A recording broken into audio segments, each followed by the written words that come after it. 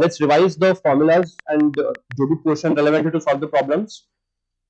ठीक है, चलो सबसे पहला कॉन्सेप्ट क्या देखा था अपन ने, income statement. Let's quickly revise the formula. Start होता है किससे, सेल्स. उसमें से क्या घटेगा, व्हाट डू वी गेट, उसमें से then earnings before interest and taxes, EBIT, also called as operating profit.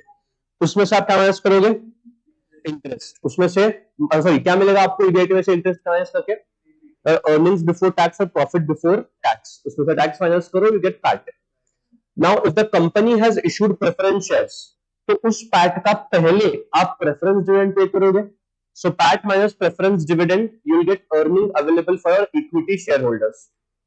तो जो भी आपके पार्ट में से प्रेफरेंस गया, जो बच्चा वो पूरा का पूरा इक्विटी होल्डर्स का रहता है.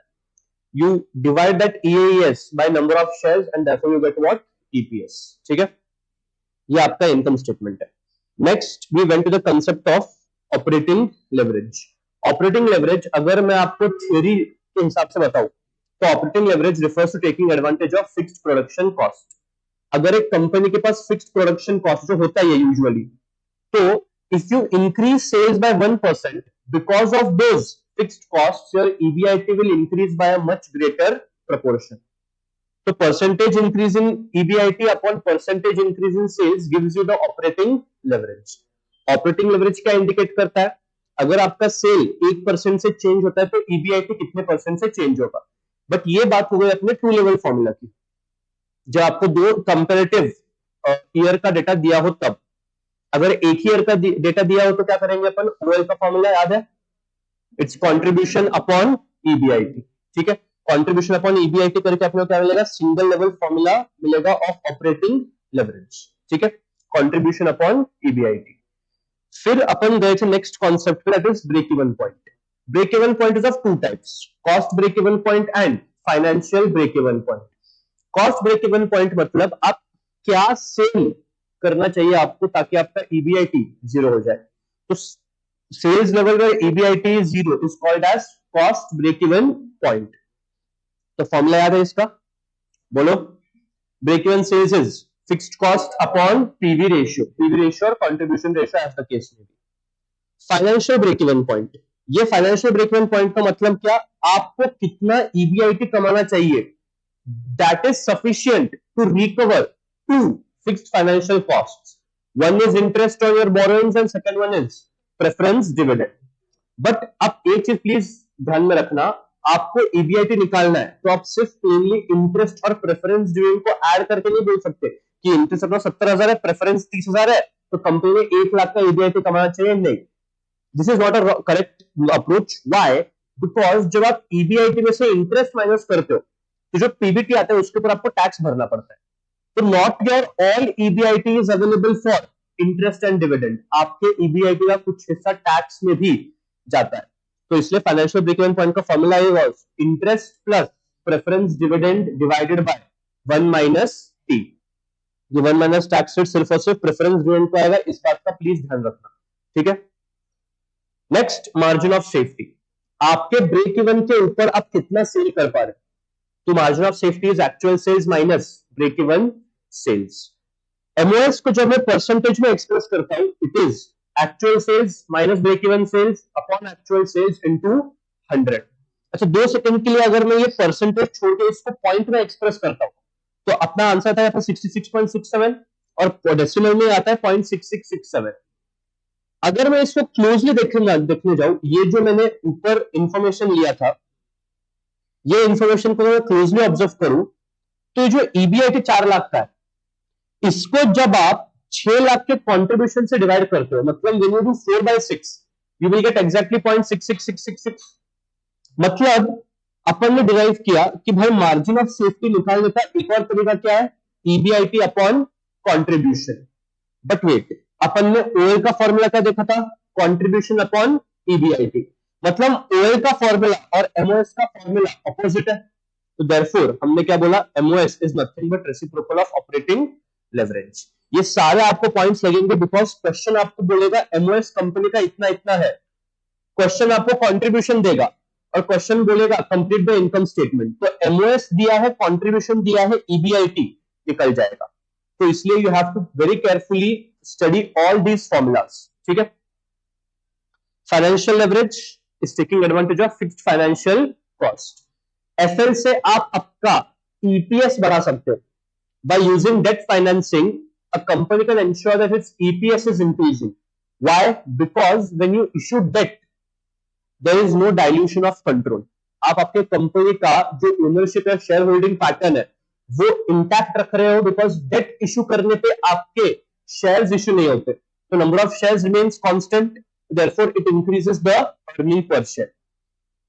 ये उसके लिए हमने कैलकुलेशन देखा था कैसे होता है, बट एक बात प्लीज ध्यान रखना, मैंने बोला था कि फाइनेंशियल लेवरेज तब तक ही काम करेगा जब तक if you are able to recollect FL will work only as long as interest on debt is less than return on capital employed. अच्छा, आरओसी का जरा फॉर्मूला बताएंगे। ROC is what? Return on capital employed is EBIT upon capital employed. Capital employed में आपका equity capital, reserve and surplus, preference capital, long term debt सारे आ जाएंगे, ठीक है। So EPS will increase as long as ROC is more than interest on debt. Sir, what if interest on debt is more? तो आपका EPS घट जाएगा, ठीक है। एंड लास्ट कॉन्सेप्ट जो देखा था, it was of combined leverage. Combined leverage is what? Operating leverage multiplied by financial leverage. ये आपका कंबाइंड लेवरेज है। अगर आपको एक बार ओएल मिल गया, एक बार एफएल मिल गया, आप सीएल निकाल पाओगे वेरी इजीली। अब इसको मैंने 2 लेवल फॉर्मूला और 1 लेवल फॉर्मूला में डिराइव करके दिखाया था। ओएल का 2 लेवल लिखो, एफएल का 2 लेवल लिखो, कॉमन चीजें कट जाएंगी। ईबीआईटी जो बचेगा वो बचेगा percentage change in EPS upon percentage change in sales. Same goes with the 1 level formula. OL में कंट्रीब्यूशन बाय ईबीआईटी, एफएल में EBIT upon EBT. EBIT cut गया, what remains is contribution upon EBT. EBIT नहीं। एक मैं बोलना भूल गया, FL का सिंगल लेवल फॉर्मूला और एफएल के फॉर्मूला में रिवाइज लेता है। एफएल का फॉर्मूला बोलता है 2 लेवल कि अगर आपका ईबीआईटी चेंज होता है तो उससे ईपीएस में कितना चेंज आता है। तो FL is percentage change in EPS upon percentage change in EBIT, ठीक है। ये हो गया 2 लेवल। सिंगल लेवल के लिए आपको चेक करना पड़ेगा क्या कंपनी ने प्रेफरेंस शेयर्स इशू किए हैं क्या। अगर कंपनी ने प्रेफरेंस शेयर्स इशू नहीं किए तो FL is EBIT upon EBT case close. But if the company has issued preference shares, आपका FL होगा EBIT upon EBT minus preference dividend upon 1 minus T. मैं फिर से बोल रहा हूं, ये फॉर्मूला आपके मॉड्यूल में नहीं मिलेगा। If I just try to show you your study material, you will not find this particular point in the module. 360 I don't know, अंदाज लगाना पड़ेगा। कैपिटल बजटिंग बहुत आ गया, और 400 वर्किंग कैपिटल मैनेजमेंट 450। अरे यार,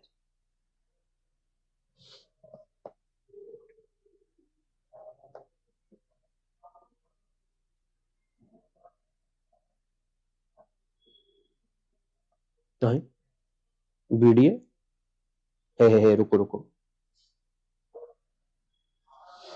लास्ट का डिविडेंड डिसीजन चालू हो गया। लेवरेज, हाँ हाँ हाँ हाँ हाँ हाँ हाँ हाँ हाँ। डिग्री ऑफ फाइनेंशियल लेवरेज, अगर आप यहाँ पे देखोगे आपका ये रहा 2 level formula, percentage change in EPS upon percentage change in EBIT, और ये रहा ऊपर आपका 1 level formula EBIT upon EBT. तो यहाँ पे कहीं पे भी आपको minus preference upon 1 minus T नहीं है, बट आई होप आपको मालूम है कि आपका वर्कबुक भी निकलता है। अगर मैं वर्कबुक की बात करूं तो ये आपका वर्कबुक है, रिसेंट वर्कबुक है, ऐसा नहीं कि पुराना वाला है। वाओ,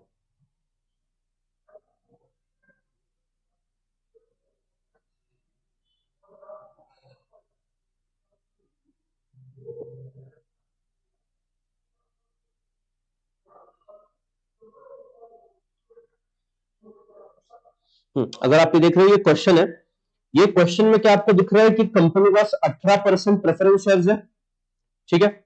सो नीचे जाके जब अपन देखेंगे तो फाइनेंशियल लेवरेज का फॉर्मूला देखो, इंस्टीट्यूट ने क्या बोला, EBIT upon EBT minus PD upon 1 minus T. ये सही है, this is not wrong, this is correct, but for some reason वो मॉड्यूल से ओमिट हो चुका है, मतलब था ही नहीं पहले भी। तो बट आप जरूर, अगर ऐसा क्वेश्चन एग्जाम में आया है तो आपको EBIT upon EBT minus PD upon 1 minus T use करना है केस क्लोज, ठीक है। सो ये था आपका कंबाइंड लेवरेज, ठीक है। There is one more concept which is remaining, which is called as indifference point. वो जब अपन उसका क्वेश्चन सॉल्व करेंगे या फिर जब बाकी क्वेश्चन सॉल्व हो जाते हैं तब will tackle that. It's not that important है, ऐसा नहीं कि इंपॉर्टेंट नहीं है, बट वो बाद में टैकल किया जा सकता है, ठीक है। नाउ सबसे पहले आपको आज मिल जाने चाहिए थे, बट सुबह कोई था नहीं, इसलिए if you have joined Telegram group उसमें आपको ये रहेगा, तो प्लीज आज एक दिन के लिए आप वहां से एक्सेस कर लेंगे। Telegram group there is recent अभी भी फाइल आया है एफएम क्वेश्चन बैंक, ठीक है। For those not who have not joined, link मेरे को भी नहीं भेजने आएगा बिकॉज एक प्राइवेट ग्रुप है। तुम्हारा ग्रुप क्रिएटेड है ना व्हाट्सएप पे? तो एक काम कर सकते हैं, कितने के पास नहीं है टेलीग्राम? यहाँ पे टेलीग्राम किसके पास नहीं है? है ना सबके पास? नहीं है? एक सेकंड था। तुम्हारा ग्रुप क्रिएटेड है क्या व्हाट्सएप का? वो क्या फायदा है, उसमें एडमिन नहीं है। तुम लोगों का ग्रुप 1 का ग्रुप क्रिएटेड है क्या? ग्रुप 1 तो होते ग्रुप 1 मध्ये हे काम कर ना, पाठवून दे ग्रुप 1 वर जस्ट, ताकि आपके सामने क्वेश्चन रहे, ठीक है। So this is a question bank. There are two types, एक आपके डिस्क्रिप्टिव क्वेश्चंस रहेंगे इसमें, और जो सेकंड पार्ट रहेगा, सेकंड पार्ट में you will have exam questions, ठीक है।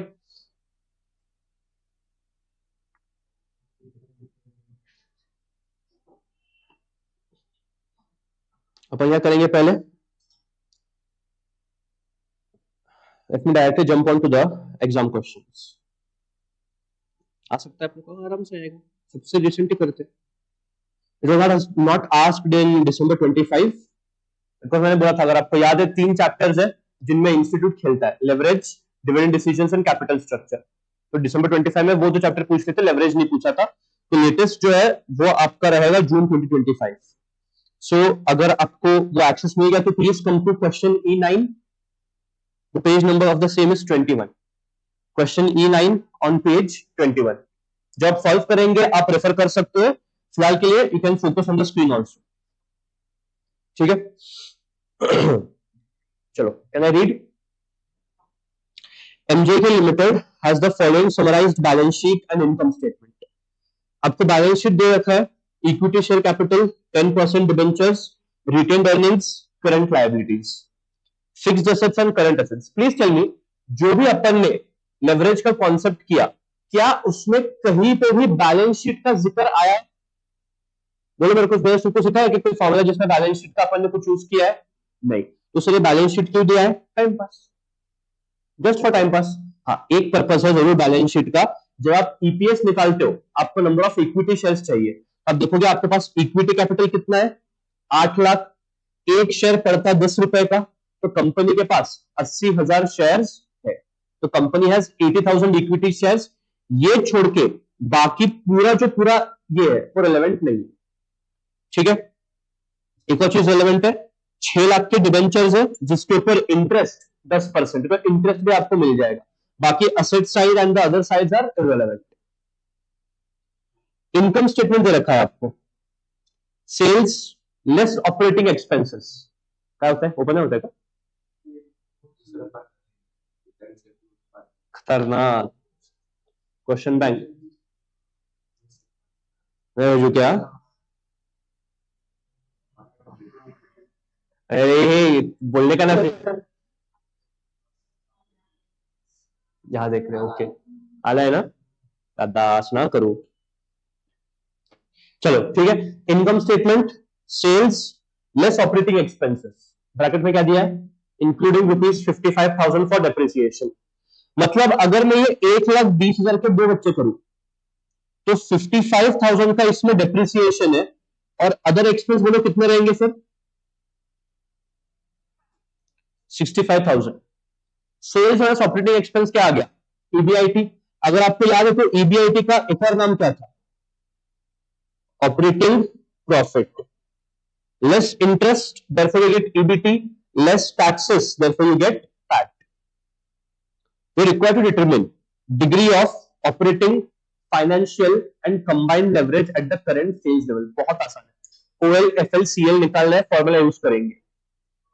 अब बट एक चीज अगर आप देखोगे, FL का फॉर्मूला प्रेफरेंस है क्या इसमें? बैलेंस शीट चेक करो, इज देयर एनी प्रेफरेंस? नहीं. तो आप FL का पहला फॉर्मूला यूज करोगे, EBIT अपॉन EBT. ये रहा तुम्हारा EBIT, रहा तुम्हारा EBT, निकल गया FL. ठीक है, परफेक्ट. ठीक है, EBIT अपॉन EBT करके FL निकल जाएगा. दूसरा चीज, आपको अगर कंबाइंड लेवरेज निकालना है तो ऑपरेटिंग लेवरेज लगेगा और फाइनेंशियल लेवरेज. इधर इधर इधर नोट सी पास से आहे ना सहा. ठीक है, मिल बांट के खाएंगे अपन. क्या बोल रहा था मैं? वापस FL निकल जाएगा, EBIT अपॉन EBT. आपको अगर CL निकालना है तो उसके लिए OL लगेगा, FL लगेगा. FL है, OL का फॉर्मूला क्या है? Contribution upon EBIT. आपके पास EBIT है, क्या आपके पास कंट्रीब्यूशन है? नहीं. कंट्रीब्यूशन के लिए सेल्स में से आपको वेरिएबल कॉस्ट डिडक्ट करना पड़ेगा. बट सर यहां पे ऑपरेटिंग एक्सपेंसेस में वेरिएबल कॉस्ट कितना, फिक्स्ड कॉस्ट कितना? देख, सिंपल लॉजिक है, डेप्रिसिएशन आपका फिक्स्ड कॉस्ट रहेगा. क्वेश्चन आपकी मदद भी कर रहा है क्या? If all operating expenses other than depreciation are variable cost, it means this 55,000 is fixed cost and these 65,000 are your variable cost. Even if question did not give me this line, कौन सा?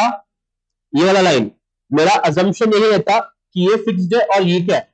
Variable है. ठीक है, question दे दिया, आपका काम आसान हो गया. तो आपको जरूर इनकम स्टेटमेंट एक बार रिफाइन करके बनाना पड़ेगा. तो OLFL CL निकालना है. पॉइंट नंबर 2 अपन बाद में देखते हैं.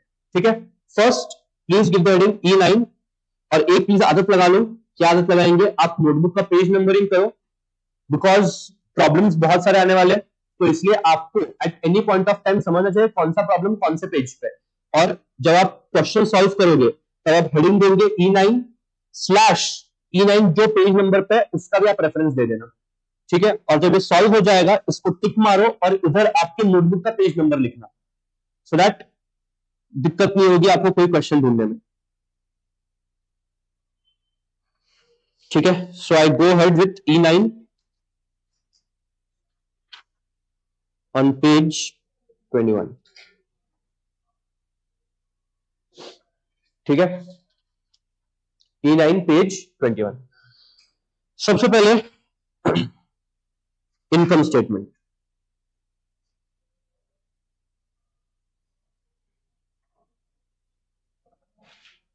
सेल्स कितने दिया है आपको?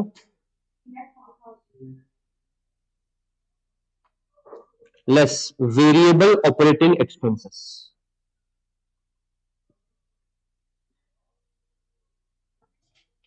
वो अपन लिखा था, it was 65,000 I suppose, correct? Therefore you get what? Contribution 2,75,000 ये मेरा कंट्रीब्यूशन है. इसमें से आप फिक्स्ड कॉस्ट माइनस करोगे, fixed operating cost. Fixed operating cost that is a depreciation of 55,000 and therefore आपका EBIT आ जाएगा कितना?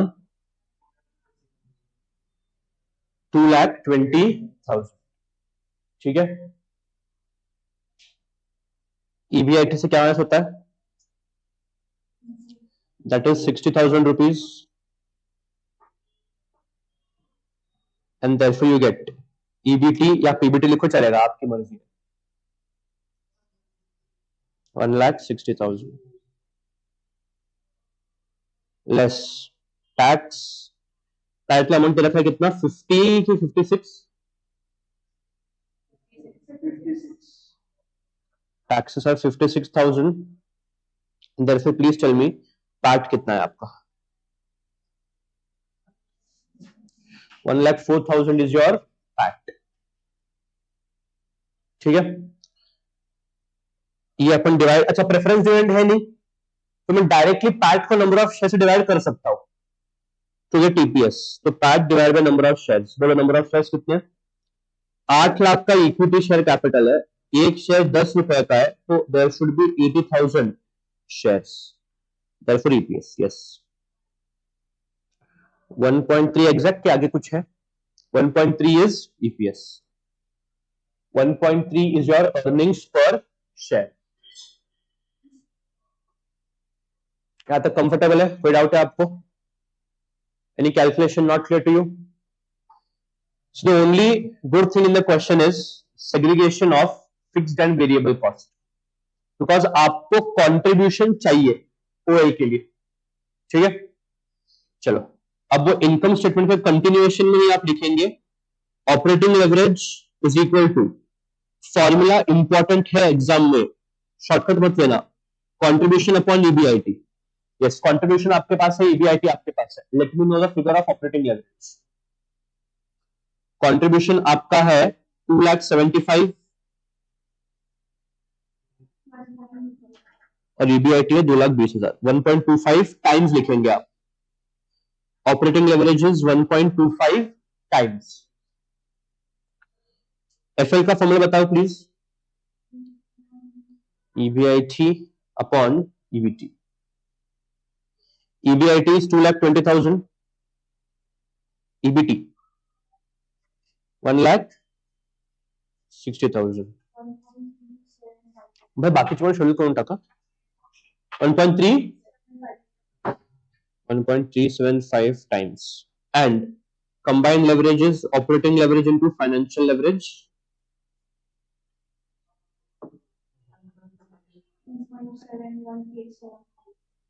1.7187।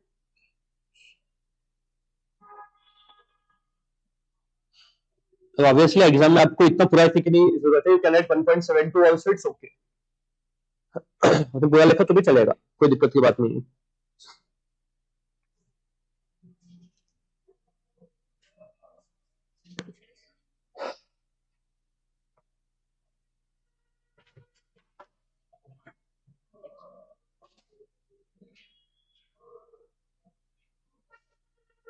ठीक है, अब हो गया सबका, ये कोई डाउट है यहाँ पे? नहीं। अब आप नेक्स्ट रिक्वायरमेंट पढ़ेंगे क्वेश्चन का। क्वेश्चन बोल रहा है if total assets remain the same but sales increase by 20% और सेल्स भी डिक्रीज बाय 20%।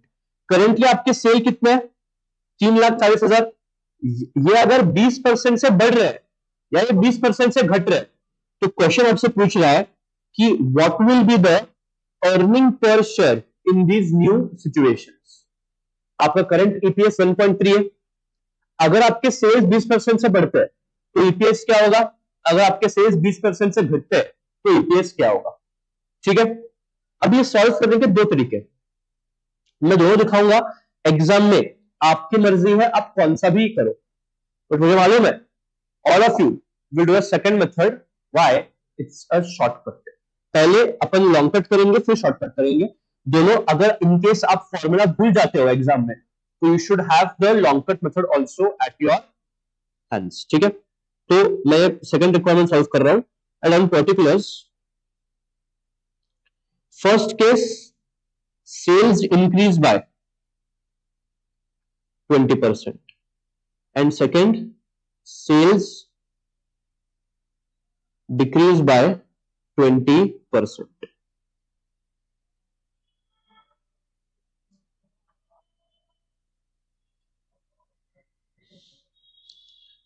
आपके करंट सेल्स कितने हैं? उसको 20% से बढ़ाओ, कितना आता है? 3,40,000 प्लस 20% एंड साइमल्टेनियसली 3,40,000 माइनस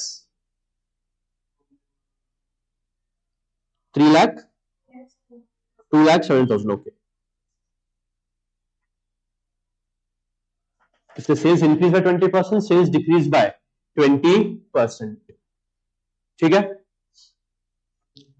अब वेरिएबल कॉस्ट। अब प्लीज आप वेरिएबल कॉस्ट के बारे में एक चीज ध्यान देंगे, वेरिएबल कॉस्ट कितना था? 65,000। प्लीज रिमेंबर जब आपके सेल्स बढ़ते हैं तो आपका वेरिएबल कॉस्ट सेल के रेशियो में बढ़ता है। तो अगर सेल 20% से बढ़ रहा है, आपका वेरिएबल कॉस्ट भी 20% से बढ़ेगा। अगर सेल्स 20% से घट रहा है, आपका वेरिएबल कॉस्ट भी 20% से घटेगा। Please remember, variable cost is the cost which changes in the proportion of change in sales. तो आप जब वेरिएबल कॉस्ट कैलकुलेट करोगे, don't take it 65,000 variable cost. in the first case you need to increase it by 20%. तो 65,000 into 1.20 और plus 20% it is 78,000। And ऐसे ही क्या करो, next case में 65,000 माइनस 20% करो, सॉरी 52,000। तो sales minus variable cost will give you contribution. बोलो first case and second case 2,20,000। ठीक है, बट आपका फिक्स्ड कॉस्ट जो है वो चेंज होगा नहीं। Fixed cost never changes, it remains 55,000 यहां पे एंड 55,000 यहां पे। So therefore let me know what is the EBIT.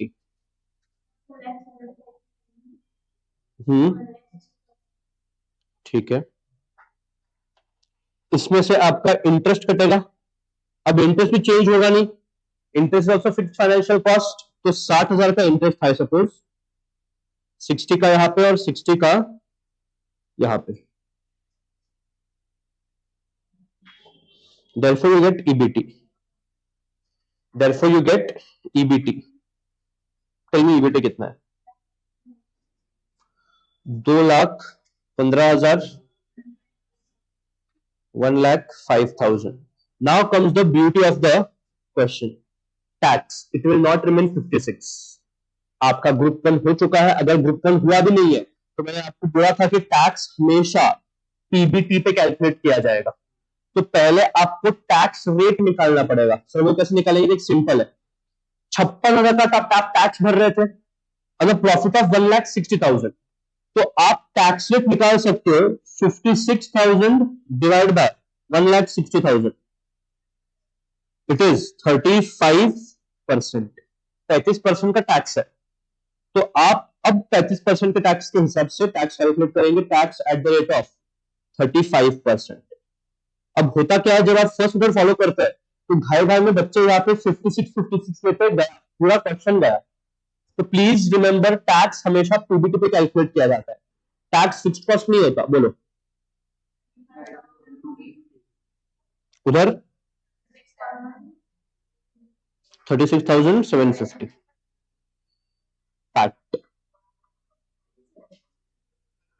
that is 1,39,750, 68,250। अच्छा, number of shares will they undergo change? नहीं, 8,000 के शेयर्स है, 8 के 80 80 ना, 80 यहां पे और 80 यहां पे। Therefore let me know the EPS। 1.746 तक ठीक है, हाँ 1.746 तक ओके। नेक्स्ट 0.853 ओके, 3 डेसिमल तक राउंड ऑफ कर सकते हो आप।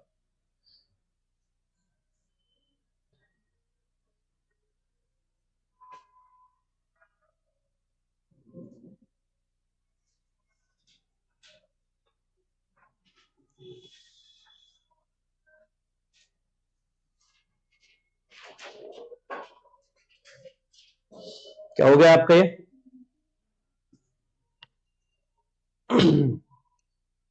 प्लीज सुनिए, क्या आपको 2 चीजें इसमें समझिए।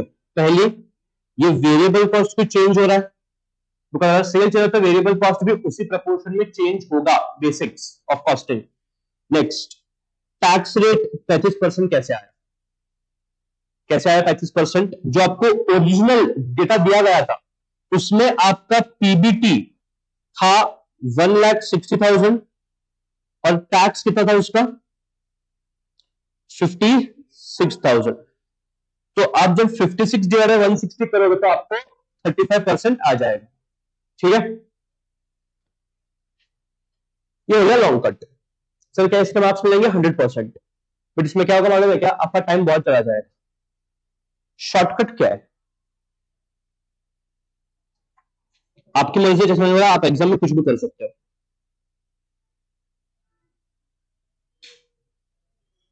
शॉर्टकट आंसर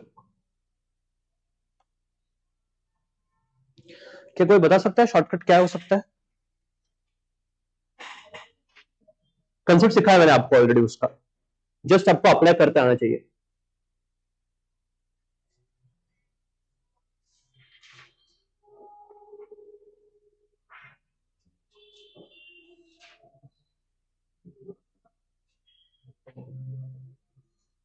आपको क्या निकालना है? अगर आपके सेल चेंज होते हैं तो ईपीएस कितना चेंज होगा, वही आपको पूछा है यहाँ पे। सेल्स इंक्रीज बाय 20% और decrease by 20%, what will be the new EPS?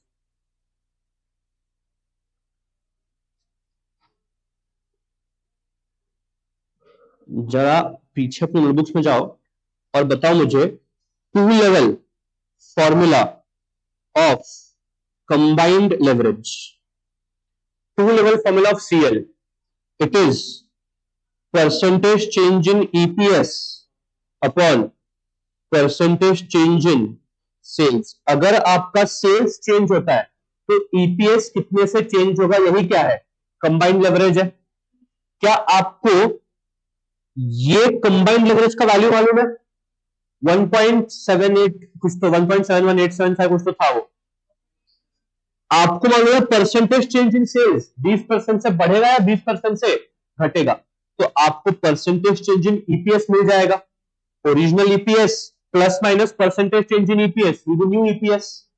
अब देखोगे आंसर एग्जैक्ट मैच करेगा। ठीक है, फर्स्ट लिखो, if sales increase by, if sales increase by 20%, combined leverage कितना था? 1.71875 ना, is equals to percentage change in EPS upon, because आपके सेल 20% से बढ़ रहे हैं, मैं यहां पे +20 लिखूंगा, because sales are increasing, I will write +20%। तो आप 1.71875 इंटू 20 करो, कितना आता है?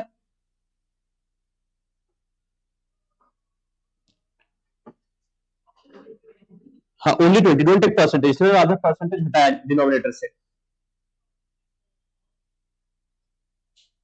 This is 30। ठीक है, अब प्लीज एक बात ध्यान रखना, यहां मैंने पहले परसेंट लिखा था, बट इट माइट हैपन कि आप 1.7875 का 20% निकाल रहे हो, in which case it will be wrong. क्यों? जब इधर परसेंटेज है, सॉरी, जब इधर परसेंटेज होता है और नीचे परसेंटेज होता है, तो आंसर जो है आपको परसेंटेज में नहीं मिलता, आंसर आपको टाइम से मिलता है, जो कि ये है, तो इसलिए नीचे से परसेंटेज हटाया है। ठीक है, तो आप सिर्फ प्लेनली 20 इंटू 1.71875 करोगे, आपका आंसर कितना आएगा? 34.375%। आपका ओरिजिनल ईपीएस कितना था? ओरिजिनल ईपीएस 1.3 था, पहले इनकम स्टेटमेंट में 1.3 था। अब एक काम करो, न्यू ईपीएस के लिए आपको एक सिंपल चीज करनी है, 1.3 प्लस 34.375%, 1.3 प्लस 34.375%, बस 1.746। आप चेक करोगे जो लॉन्ग कट मेथड किया है उसमें पहले केस में आपका आंसर 1.746 से आ रहा है।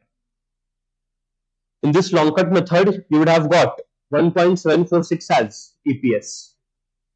इसलिए बोला शॉर्टकट मेथड आप प्रेफर करोगे, बट प्रोवाइडर आपको ये अंडरस्टैंड करना पड़ेगा कि ईपीएस और सेल्स पूछा तो आपको यहाँ पे सीएल यूज करना है।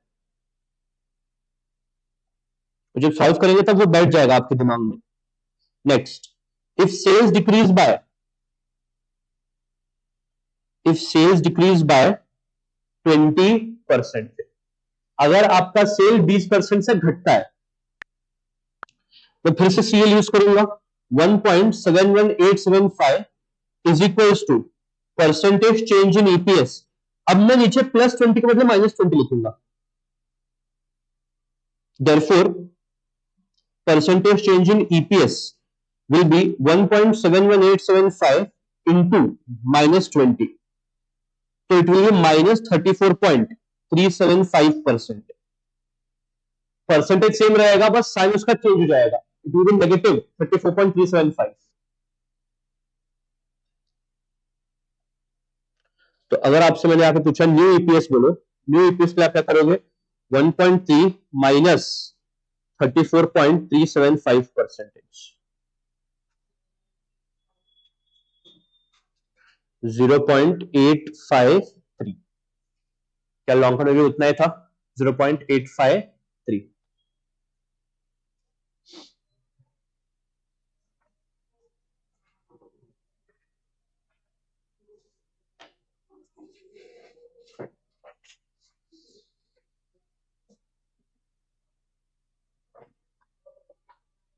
मार्क्स आपको दोनों के मिलेंगे, उसकी आप चिंता मत करना, बट टाइम जो है आपका सेकंड मेथड में बच जाएगा बहुत ज्यादा।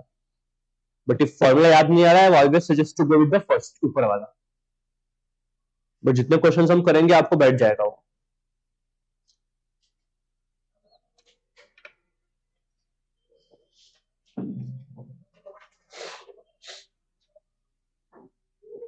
डन। एक 2 मिनट ले लो और please question paper go through करना, अगर आपको कोई डाउट है इसमें तो इमीडिएटली पूछ लेना।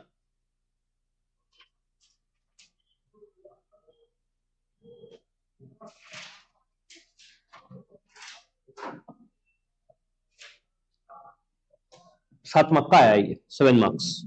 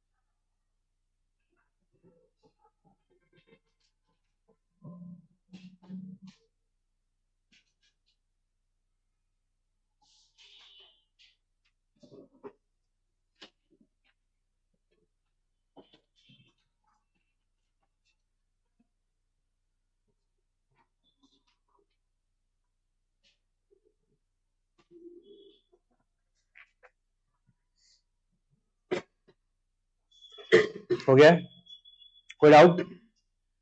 ठीक है, चलो तो next question, come to E7। उसी सीरीज में on page number 20, come to E7। छोटा सा क्वेश्चन है, इट्स गुड।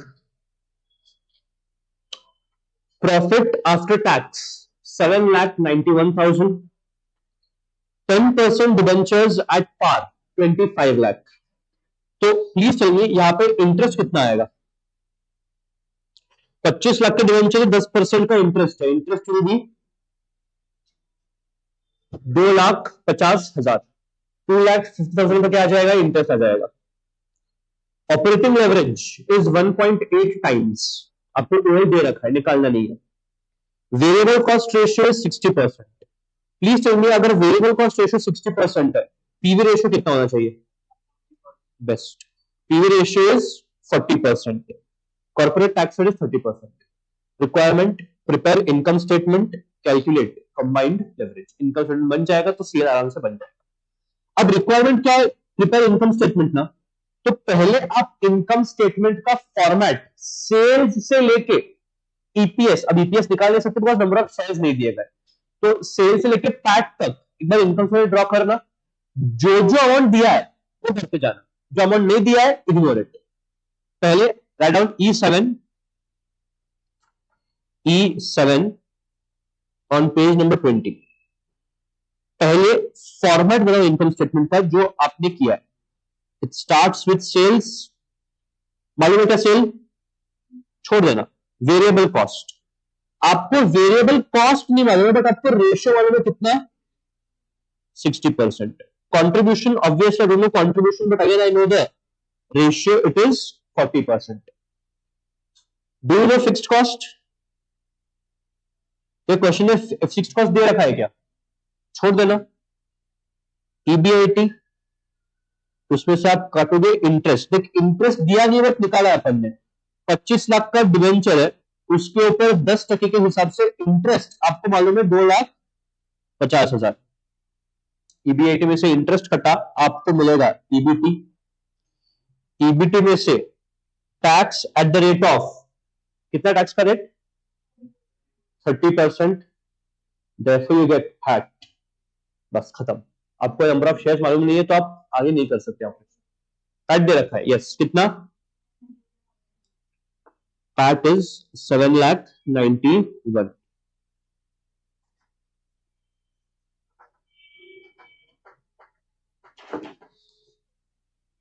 ठीक है, drop this income statement everyone. किया? चलो, my question to you is calculate PBT, calculate tax. PBT और टैक्स प्लीज एक बार ट्राई करो, आपको आ रहा है क्या? टैक्स 3,39,000, ओके ठीक है।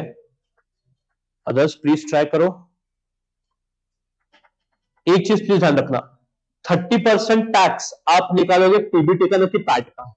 तो please don't do 7,90,000 into 30% and write down this figure यहां पे, नहीं प्लीज।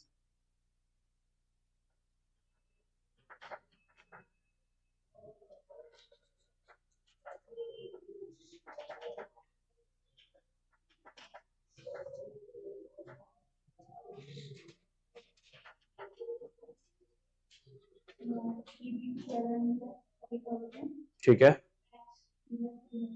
ठीक है, गुड।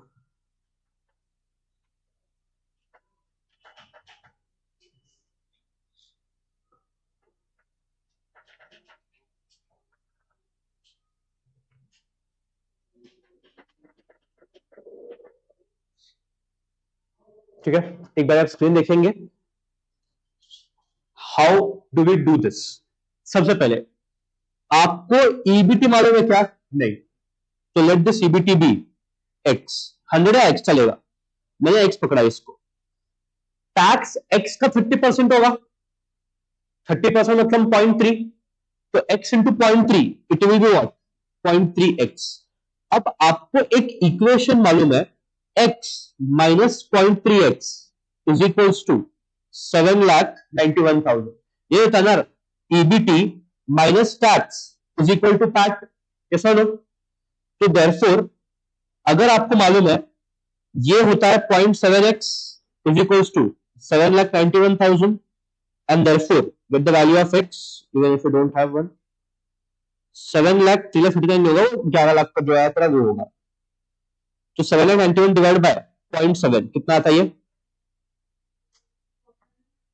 11,10,000 आता है। कितना आता है? 30,000, सॉरी 11,30,000। तो x को आपने पकड़ा था ईबीटी, तो आपका ईबीटी कितना आया? 11,30,000। और अब आप इसका 30% निकालोगे तो कितना आ जाएगा? और इन दोनों का डिफरेंस क्या 7,91 है? The answer is yes. ठीक है, डिवाइड बाय 70% करना साले। Can directly do this also, it's completely okay. आप ये भी कर सकते हो, चलेगा। ठीक है, जस्ट ठीक है।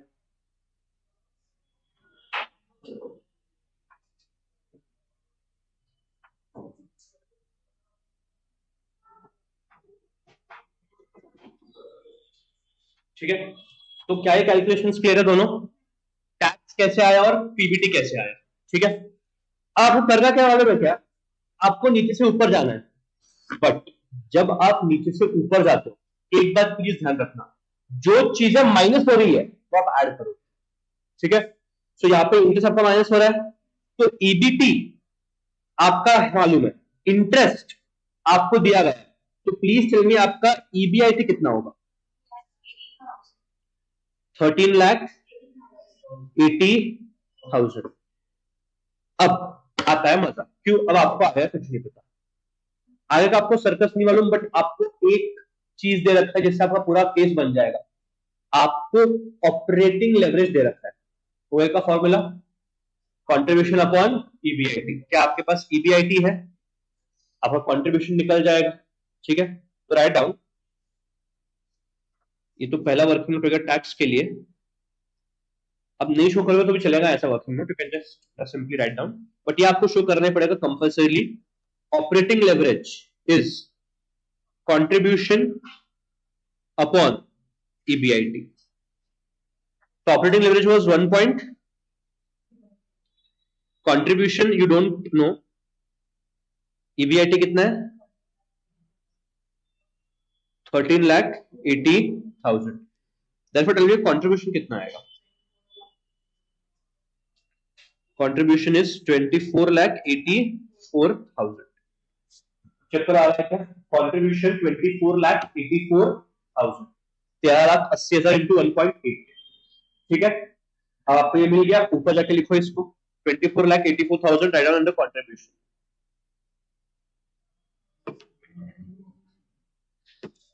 अब आपको फिक्स्ड कॉस्ट मिल जाएंगे, क्यों?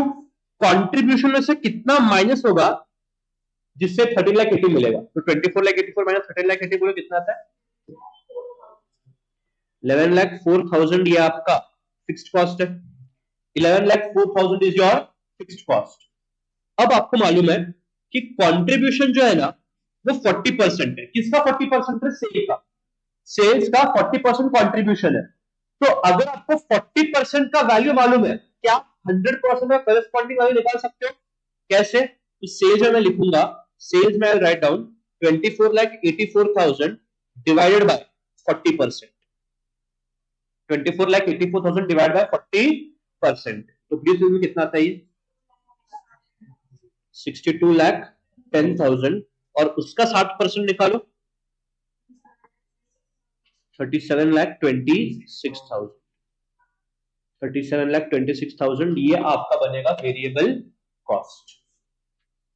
तो ऐसे करके आपका इनकम स्टेटमेंट यहाँ पे कंप्लीट होता है।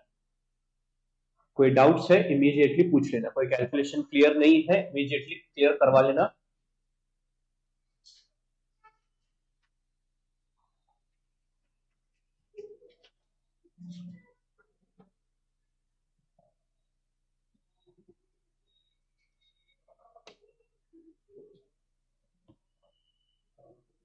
ठीक है, ओके, तो ये पहला रिक्वायरमेंट है। Second requirement is calculate combined leverage ना।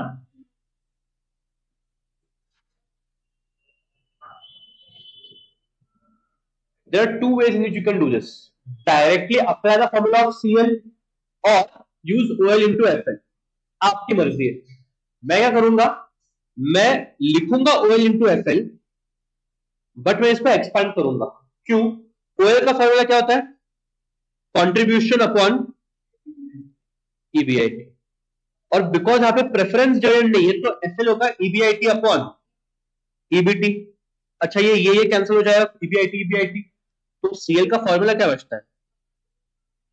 Contribution upon EBT. आपके पास दोनों ही फिगर्स है। कंट्रीब्यूशन कितना है बोलो, और ईबीटी बोलना कितना है?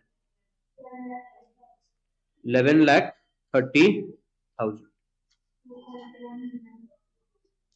बस 2.198 टाइम्स। गलत है? हाँ चल मुझे जाऊ दे, पण हे क्लियर है ना, 3 डेसिमल्स 2.198। आप स्टैंडर्ड राउंडिंग ऑफ 3 डेसिमल तक कर सकते हो।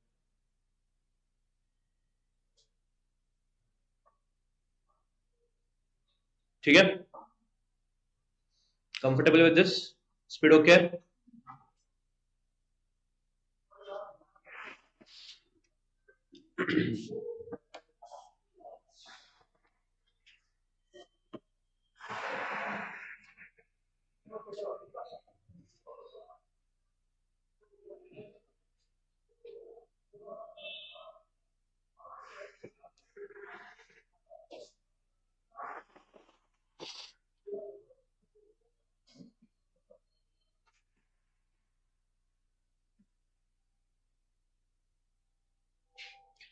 मैं चाहता हूं कि आप एक बार E3 को ट्राई करें।